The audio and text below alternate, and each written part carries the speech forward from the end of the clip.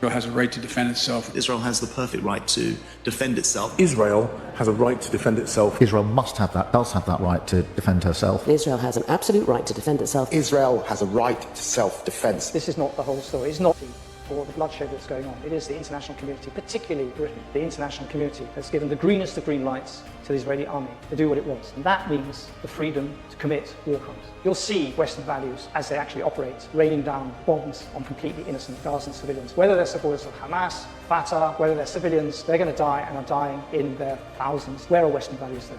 If there's blood on anyone's hands, it's on those who say the defense of Israel. It is the expansion of Israel, and it is the creation of an apartheid regime even more severe than the one that happened in South Africa. Israel says it's fighting an existential war, and it has compared what Hamas did to a Holocaust. Half my family died in the Holocaust. There's no comparison. From a Palestinian perspective, you have to realize that Israel was the lords, the masters of the land. They controlled all your movements, they controlled how much you ate, they controlled who you married. It's the one that decides when to attack. This is the country used to total control over 1/2 of the population, and it lost that control.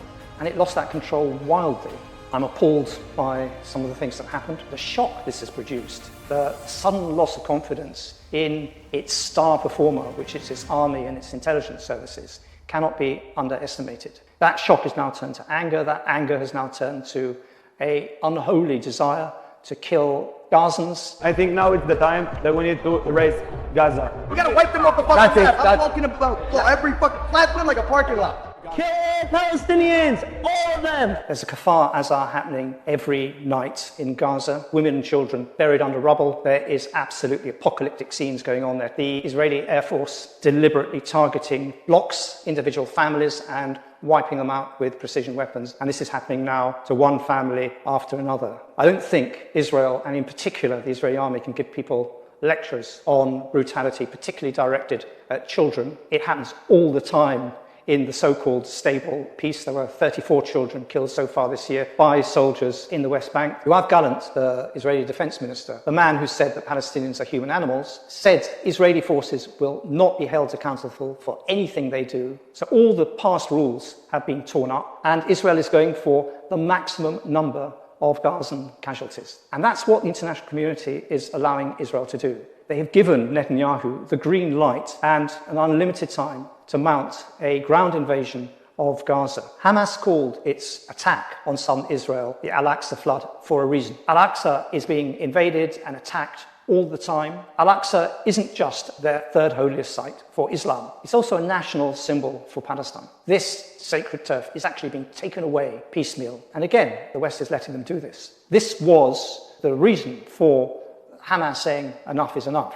But there were lots of other reasons as well. If you can imagine it, 16 years in an open-air prison with the electricity controlled or rationed, food rationed, 60% unemployment, settler attacks on Palestinian villages protected by the army, which Israelis themselves describe as pogroms, a total impossibility of a political solution or even a national unity government, and that suited Israel absolutely fine. And that is the situation that the Palestinians are facing. Now, what the Hamas attack has done is to say, I'm sorry, we're here. You cannot ignore us. And this is the fundamental problem of Israel thinking that it can wipe Gaza out. It can wipe Gaza out. It can kill 10,000 people, 20,000 people. It cannot kill the Palestinian cause. But what do you think is going to happen to the memory of all those dead in a new generation that will break out with even stronger force in 20 or 30 years' time? That's history. That's what's happened before. Resistance, armed resistance, has been crushed many times. It's been crushed regularly. And what has happened? Hamas is now much, much stronger than previous iterations of it. So there's always going to be, whoever you call them, a very strong element of Palestinians who say the only way of changing the situation is by armed resistance, until they are involved in proper negotiations and a peace deal and a calm and an exchange of prisoners. How do we stop the violence? We stop the violence by reversing course, by realizing that the Palestinians are people, that there's always going to be resistance, whether it's Hamas, whether it's anyone else, whatever they call themselves, they are not going to be chucked off their land. There is not going to be another Nakba. They're going to stay there, whatever, and they're going to die on that land.